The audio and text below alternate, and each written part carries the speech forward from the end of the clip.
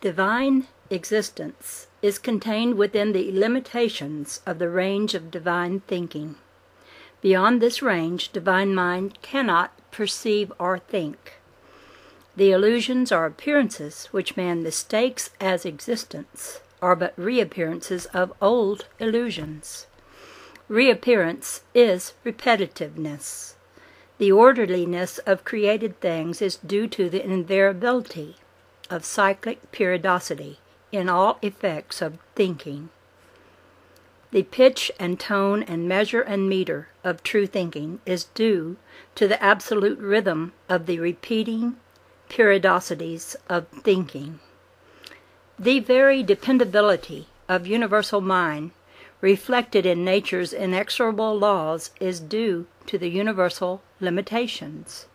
God has set his own immutable laws in orderly, repeating periodicities of thinking. He himself is limited by them. He himself is bound to the observance of them. God cannot, never has, and never shall change his own immutable laws. Upon this fact is based the very dependability of the universe. Man's belief that God sets aside his own laws to perform miracles is a primitive concept of superstitious man. Superstition belongs to primitive man, who is but learning how to think from within. When primitive man first catches gleams of the divinity within him, he is then rising above the thinking of the animal which he has been. Upon these faint gleams he builds his primitive concepts based on fear of that which is superior to himself. To primitive man, modern man owes his concepts of a cruel God of supernatural power. These wrong concepts have become traditions of man's mind and habits of his thinking. Modern man inherits the habits of the unbalanced thinking of primitive man. Orderly thinking is perfect equilibrium. Against perfect equilibrium, nothing imperfect can prevail. Variation of the measure of true thinking would throw the rhythm of orderly thinking out of tune, and the universe could not be. To think in light is to think only perfection, for perfection is all that is written there. Mind is perfect, there is no evil. Imperfection or evil is non-existent. Man's concept of evil is a wrong concept. Evil is as impossible as unequilibrium is impossible. The reader will remember that all thinking is an oscillation between two equal and opposite actions and reactions. He will remember that the union of any two exactly equal and opposite actions and reactions make one.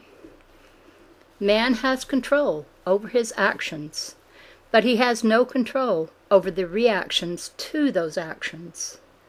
The appearance of evil is merely potential out of place, and suspended there for a time.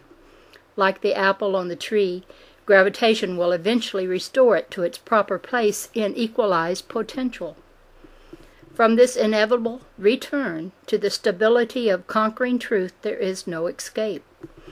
The apple, as accumulated potential suspended out of place, will seek its own potential by falling toward higher pressures when the stem weakens by disintegration.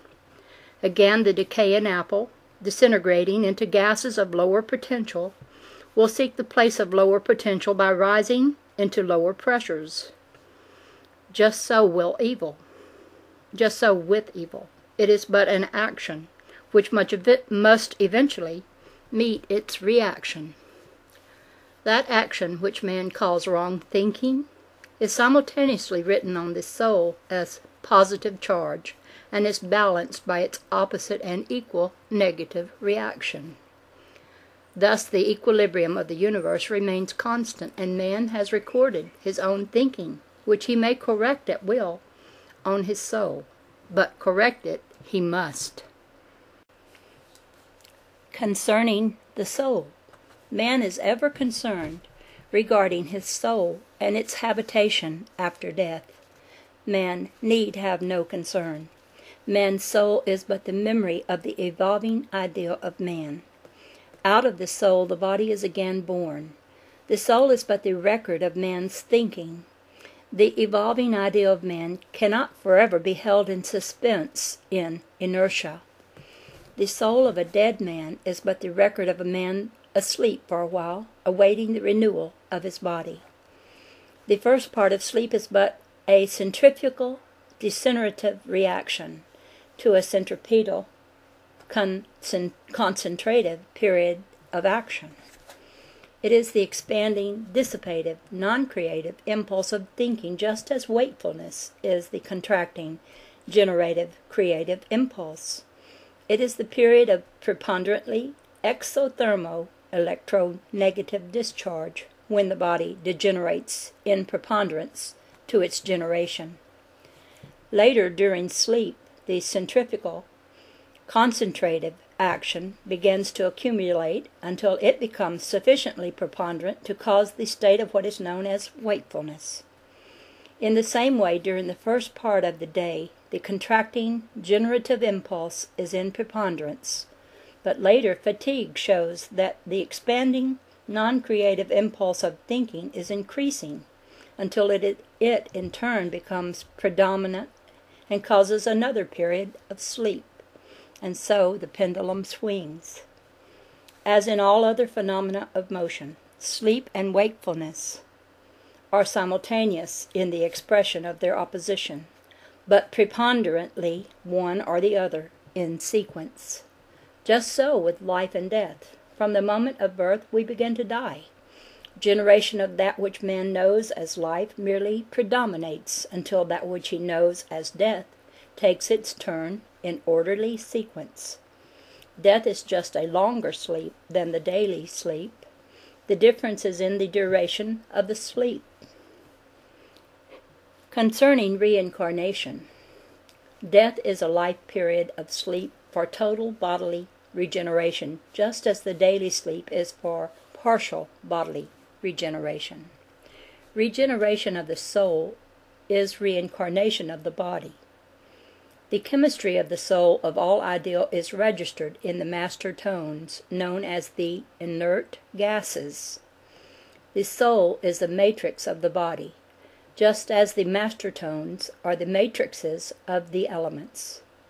The inert master tones of an octave of the elements contains a complete and exact record of every effect of motion within its octave. The soul of man contains a complete and exact record of every action and reaction of thinking man. The moving finger writes, and having writ, moves on, nor all thy piety nor wit shall lure it back to cancel half a line, nor all thy tears wash out a word of it. That's from a poem.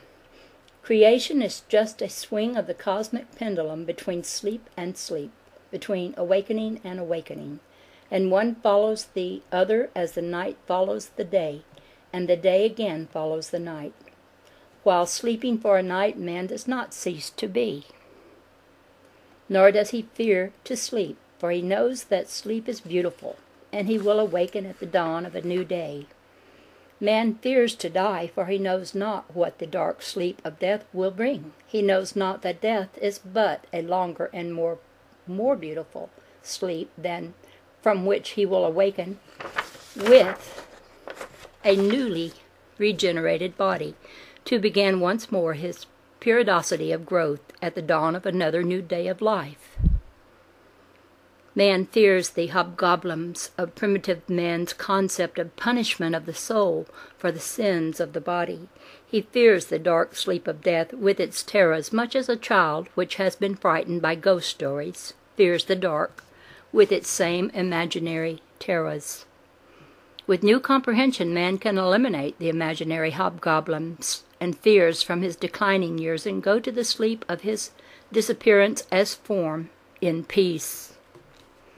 In disappearance, man does not cease to be.